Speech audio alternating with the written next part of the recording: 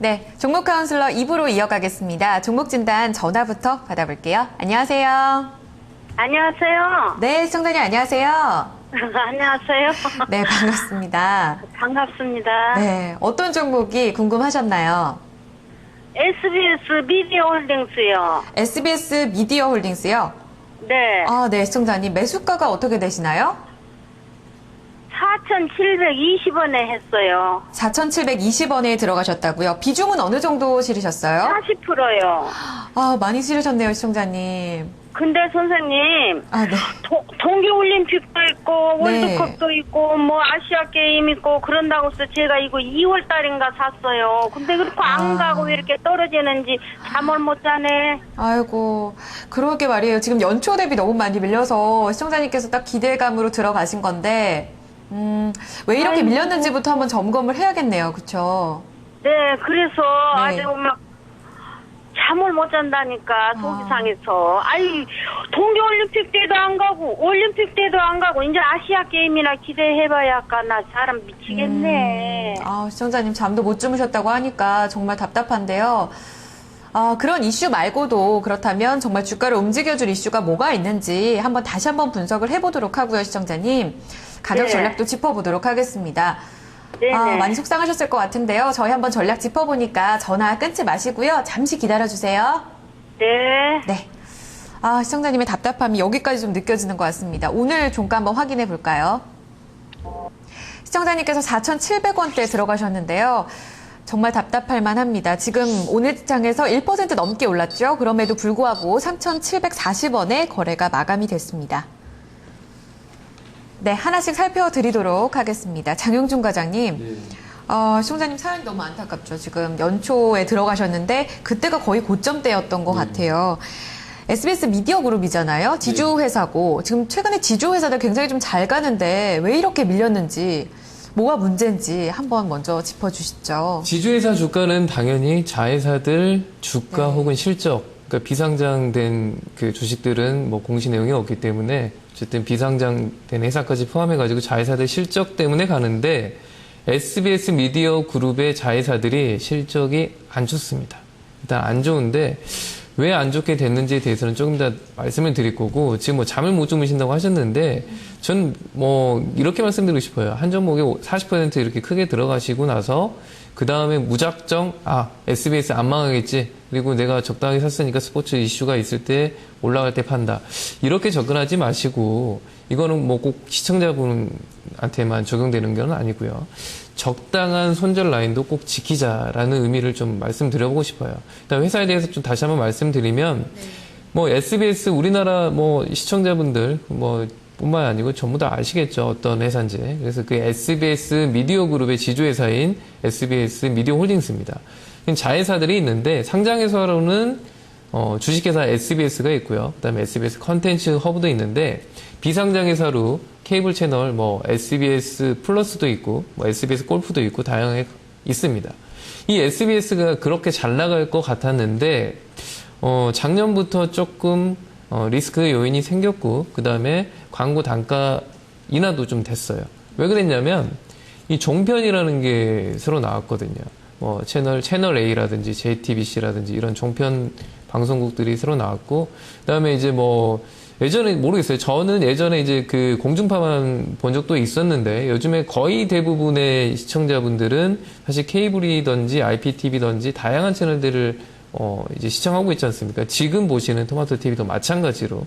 그래서 일단 그 공중파가 갖고 있던 고유의 어떤 그 프리미엄이 좀 사라지는 어떤 그 패러다임이다. 이렇게 보시면 되고 그런 방송사 간의 경쟁 심화가 좀 리스크 요인이라고 볼 수 있다. 이렇게 말씀드리고 싶습니다.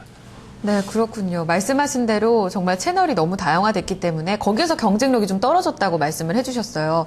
그러면 SBS 실적, 그 자회사 중에 SBS 실적이 가장 안 좋았던 건지 궁금하고요. 그리고 또 연초였죠. 이 김수현 모멘텀, 별그대가 좀 굉장히 좀 인기를 얻으면서 그때 VOD로 콘텐츠가 굉장히 수출이 잘 될 거다 이런 얘기들도 나왔었거든요. 또 시청자님께서 말씀하셨던 스포츠 이슈도 있었고요. 이런 이슈들은 전혀 영향력이 없었던 건가요?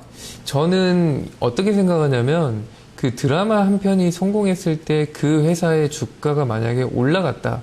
그건 어떤 이슈 때문에 올라간 거기 때문에 매도 타이밍을 잡아야 되는 거고, 회사의 밸류는 그 한 편의 콘텐츠로 끝나는 게 아니거든요. 다양한 콘텐츠가 있는데, 그리고 콘텐츠 판매뿐만이 아니고 광고 수익도 가장 큰 수익 요인이기 때문에 뭐 한 번 방송하고 끝나고 그 다음에 이제 새로운 것도 또 해야 되기 때문에요.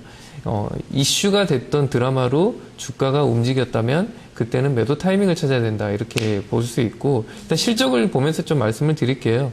실적은 이게 자회사인 비상장까지 포함된 거라서 작년, 재작년 뭐 이렇게 보면은 작년에는 재작년보다는 좀 좋았고 올해는 좋아질 걸로 예상을 하고 있는데, 이건 제 개인적인 의견으로는 올해 예상치만큼 안 나올 가능성이 높아요. 왜 그러냐면 SBS 미디어홀딩스의 연결 실적 기준으로 보면은 자회사인 SBS, 그 다음에 SBS 컨텐츠 허브의 실적이 가장 많이 포함되어 있는데, 이 SBS하고 SBS 컨텐츠 허브 실적 발표를 했는데요. 물론 2분기 실적은 아직 발표를 안 했죠. 1분기 실적이 예상치보다 굉장히 쇼크가 나왔어요. SBS는 적자, SBS 컨텐츠 허브도 굉장히 실적이 안 좋았습니다. 근데 이제 그 요인 부분을 이제 고민을 해봐야 되는데, 제가 아까 말씀드렸듯이 지금 채널이 워낙에 다양하죠. 꼭 SBS 아니더라도 볼 게 많이 있을 뿐더러 거기다가 이제 종편까지 나오고 그다음에 광고 수익도 줄어드는데, 이 컨텐츠라는 게 예전에는 공중파의 컨텐츠가 비싸게 팔린다, 이런 게 좀 먹혔는데, 지금은 케이블 방송에서 혹은 종편에서 만든 컨텐츠도 질이 좋고 그런다면은 서로 경쟁 관계가 되거든요. 그러니까 지금은 SBS를 너무 믿고 가는 것보다는 리스크를 좀 관리를 해가지고 적정한 구간에서 어떻게 줄여나갈지, 그런 거를 고민해야 될 타임이라고 보고 있습니다. 지금 그렇다면 기술적인 측면에서 전략도 굉장히 좀 중요할 것 같다는 생각이 들거든요. 그렇게 되면은 지금은 시청자님께서 4,700원대에 들어가셨다가 지금 굉장히 좀 많이 물려있는 상황인데, 어떤 전략으로 좀 대응을 해야 될까요? 일단 뭐 이 회사 자체가 영위하는 사업은 특별하게 없고 지주회사이기 때문에 제가 내용은 거의 다 말씀드렸어요. 그러니까 이슈라고 보면은 만약에 자회사인 SBS나 SBS 컨텐츠 허브가 갑자기 실적이 좋아진다, 그러면은 마찬가지로 미디어홀딩스도 주가가 올라가겠죠. 근데 제가 보는 관점에서는 상장 자회사 실적은 좀 안 좋을 것 같아요.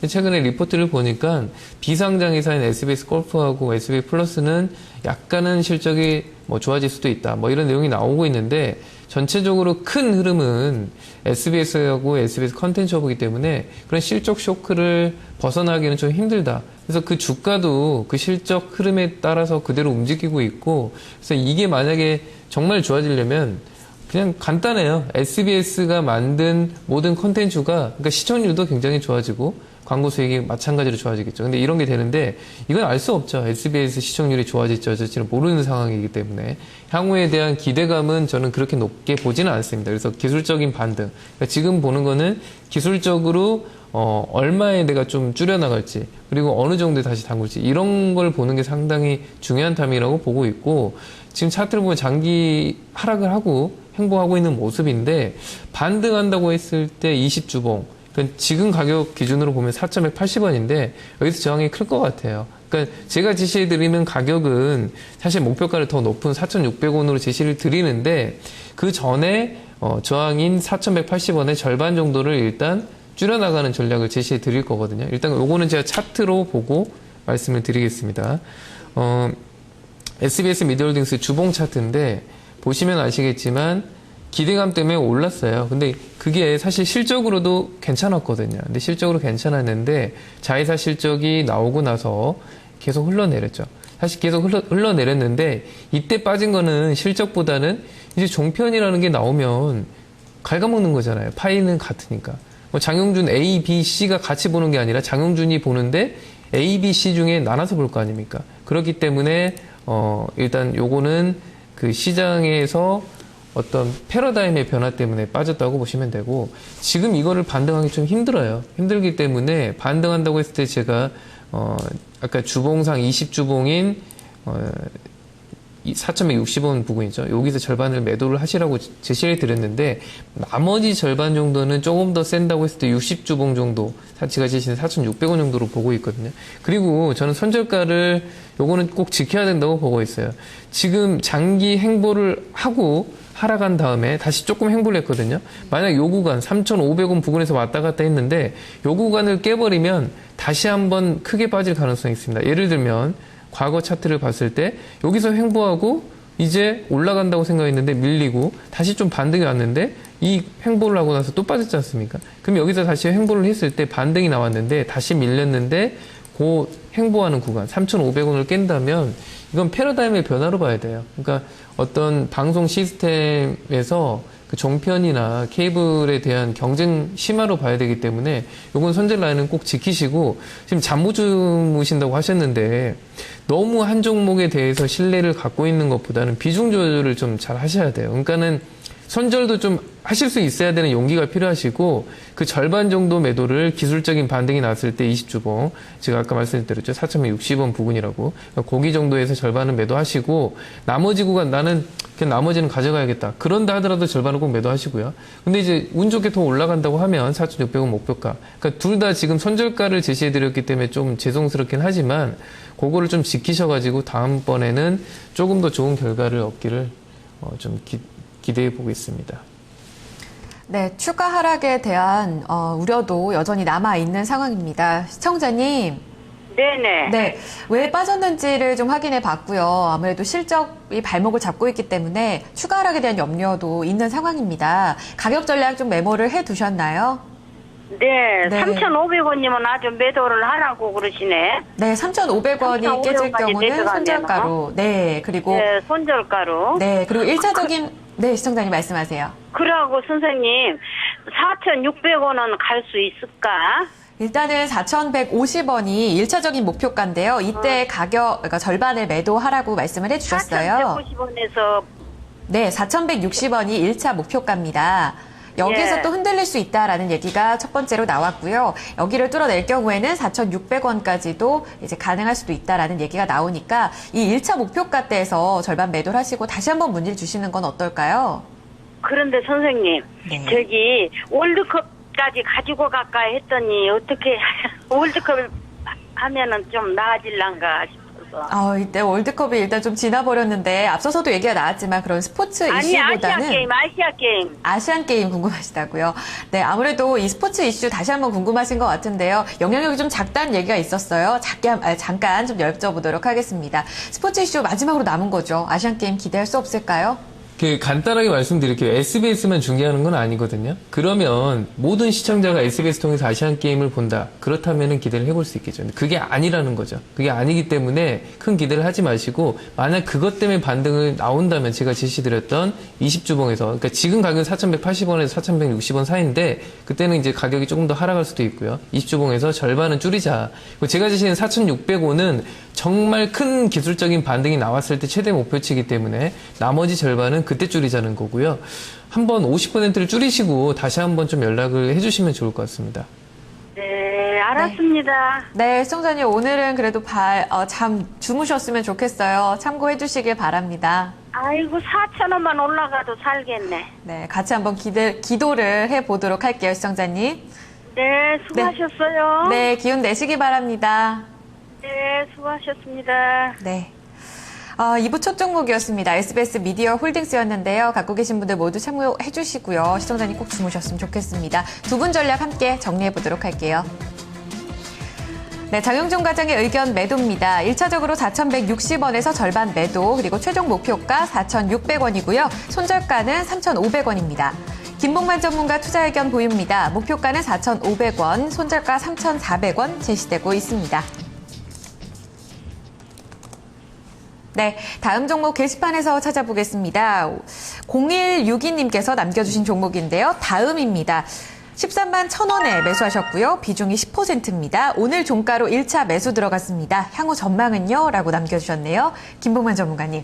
종가로 들어가셨습니다. 어떤 전략 주시겠어요? 지금 1차 매수 들어갔습니다라고 지금 남긴 이유는 2차 매수까지 하신 모양인데 내일장에 뜨면은 따라가지 마시고요. 한 12만 5천 원 아래로 눌러주게 되면 뭐 2차 매수도 가능하다 이렇게 말씀드릴 수 있겠고요. 오늘 뭐 카카오톡이 이제 2분기 실적 발표를 했는데 상당히 호실적이 나왔습니다. 매출액 860억에 영업이익이 뭐 458억. 다음은 이제 29일 날 발표합니다, 실적. 근데, 다음 같은 경우는 이제 큰 실적 기대는 우리가 안 하고 있는데요.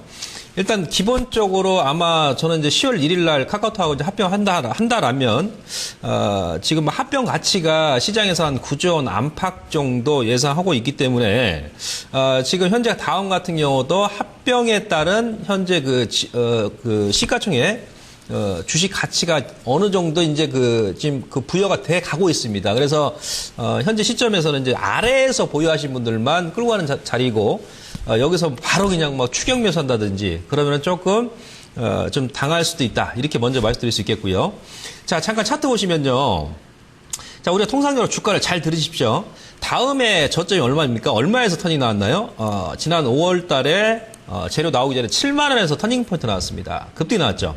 지금 현재 얼마인가요? 오늘 장중 고점 13만 4,200원입니다. 내일 뭐 4~5%도 올리면 14만 원이죠. 그러면 저점 대비해서 이 무거운 주식이 100%가 단기간에 올랐다는 얘기예요. 아무리 코스닥의 개별 잡주도 저점에서 100% 올라오면 쉬었다 가는 거죠. 쉬었다 가는 거예요. 아시겠습니까?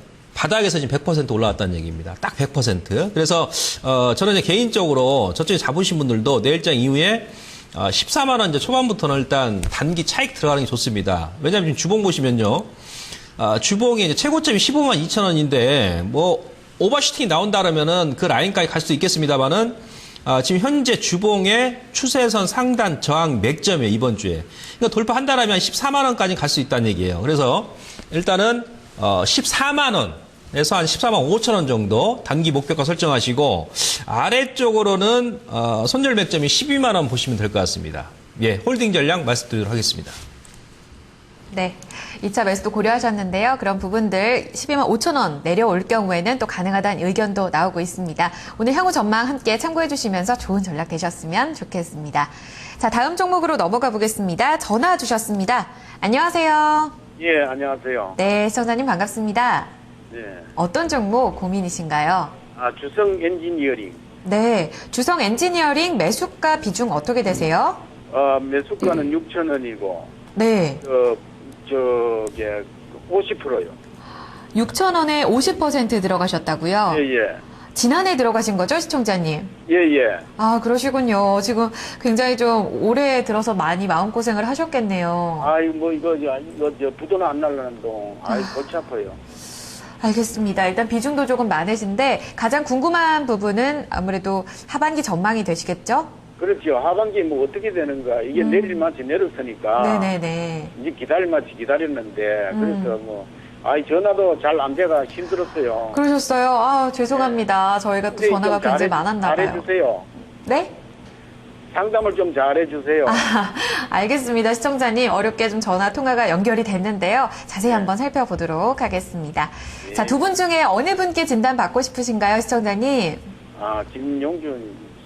네, 장용준 과장님 맞으시죠? 예, 네, 예. 연결해 드리겠습니다. 예, 예. 예, 일단 시청자분님 일단 뭐 하나 여쭤볼 게 있는데요. 이번에 주주 배정으로 유상증자에 혹시 참여를 하셨습니까? 참여를 안 할 수도 없고 해서 했습니다.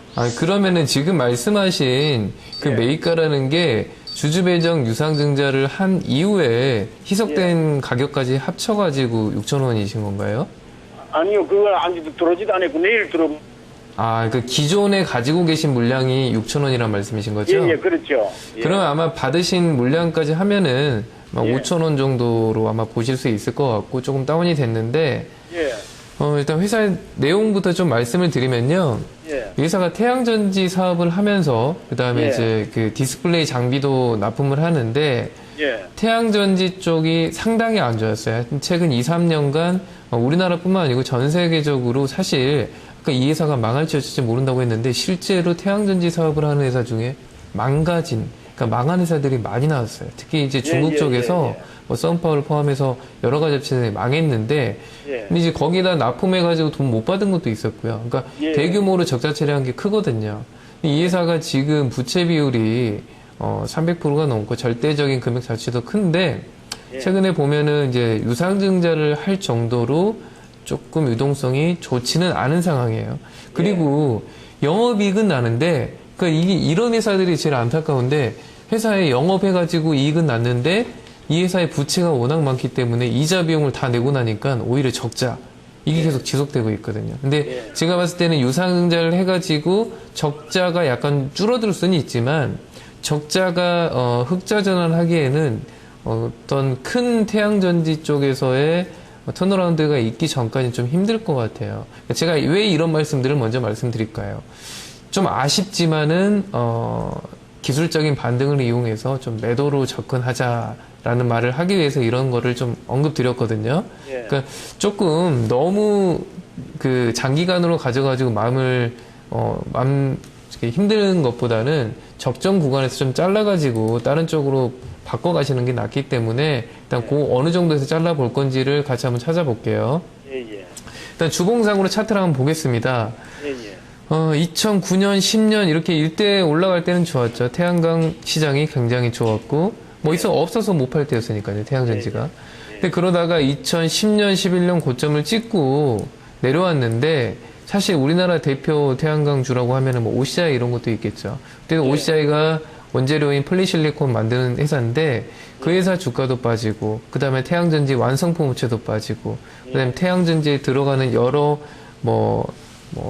그 원재료 만드는 회사들도 빠지고 다 빠졌는데 그러니까 이거는 산업에 대한 트렌드가 일단 힘들어진 거거든요. 그러니까 산업 문제고 이 회사 개별적인 문제가 아닌데 그거를 결국 이 회사가 이겨낼 수는 없어요. 그러니까 현대상선 그 다음에 한진해운 주가를 보시면 아시겠지만 산업이 망가지면 개별적인 회사의 역량으로 어떻게 해결할 수는 없는 부분이거든요. 그러니까 말씀하신 부분 지금 망하냐 마냐 그런 것 때문에 사실 유상증자를 한 부분도 있어요. 그러니까 좀 안타깝지만 유동성 부분이 좀 부족해서 그래서 좀 기술적인 반등으로 봐야 된다고 보고 제가 요거 길게 보여드리는 거는 산업이 망가졌다는 거를 보여드리려고 좀 했고요. 최근 걸로 좀 다시 좁혀보겠습니다. 그러면은 유상증자 한 이후로 그 결정한 이후로 지금 내려왔다가 지금 반등이 왔는데 제가 봤을 때 반등이 높지 않다는 거겠죠. 왜냐하면 이자 비용 커버가 안 되기 때문에. 예, 그래서 방금 다 내려왔는데. 예. 근데 이제 지금 희석된 물량도 있기 때문에 사실 반등이 와도 크지는 않을 것 같아요. 그리고 지금 유상증자를 받으시면 아마 6,000원이 아니라 매가가 막 5,000원 정도로 다운되실 거예요.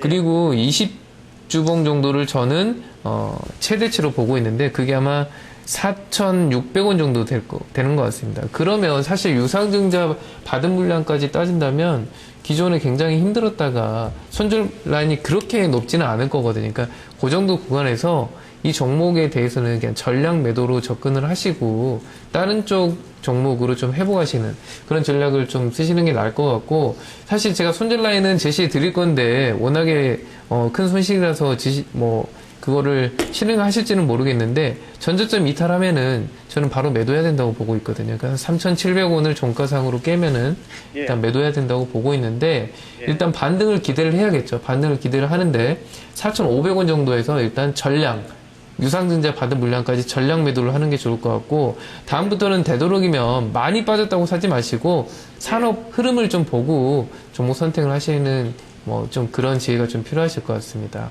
그런데요, 선생님 하나 물어보려고. 지금은 이제 태양광은 적고, 예. 그 반도체 장비로 바꿨다고 그랬는데, 회사에서는. 예. 그래서 지금은 태양광은 안 하고 장비 쪽으로 기계 장비 근로를 한다고 했는데. 태양광을 안 하는 건 아니고 태양광 비중을 줄이고 최근에는 디스플레이하고 반도체 장비를 하는데 이 회사의 가장 큰 단점은 그쪽에서 성과가 나더라도요. 회사의 빚이 워낙에 많아가지고 이자 비용 내기도 지금 급급한 상황이에요. 그러니까 그러기 때문에 성과가 나온다 하더라도 희석된 물량까지 감안했을 때 주가 반등이 힘들다.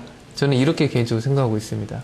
그러면은 4,500원까지는 갈 것 같아요. 어때요? 그럼 제가 봤을 때 기술적인 반등이 온다고 했을 때 최대치를 4,500원이니까 그 정도에서는 진짜 전량 매도를 하셔야 되고, 일단 제가 그 전까지 눌린다고 하면은 사실 뭐 시청자분이 개별적으로 이제 판단을 하시는 거니까 제가 지시드린 거는 기술적 반등 최대치를 4,500원 정도 매도로 전량 매도로 잡으시고, 근데 이게 안 오고 만약 흘러내린다. 그럴 때 3,500원을 이탈했을 때는 큰 하락을 볼 수 있기 때문에 그 리스크는 벗어나기 위해서 3,500원 선절가도 좀 지켜주시길 바라는 마음에서 그 손절가하고 목표가를 지시해 드렸습니다. 예. 네.